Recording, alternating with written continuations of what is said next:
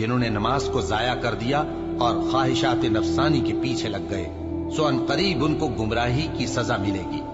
ہاں، جس نے توبہ کی اور ایمان لایا اور عمل نیک کیے تو ایسے لوگ بہشت میں داخل ہوں گے اور ان کا ذرا نقصان نہ کیا جائے گا، یعنی ہمیشہ کی بہشتوں میں، جس کا اللہ نے اپنے بندوں سے وعدہ کیا ہے کہ جو ان کی آنکھوں سے پوشیدہ ہے۔ بے شک اس کا وعدہ نیکوکاروں کے سامنے آنے والا ہے، وہ اس میں سلام کے سوا کوئی بےہودہ کلام نہ سنیں گے اور ان کو صبح و شام کھانا ملے گا۔ یہی وہ جنت ہے جس کا ہم اپنے بندوں میں سے ایسے شخص کو مالک بنائیں گے جو پرہیزگار ہوگا۔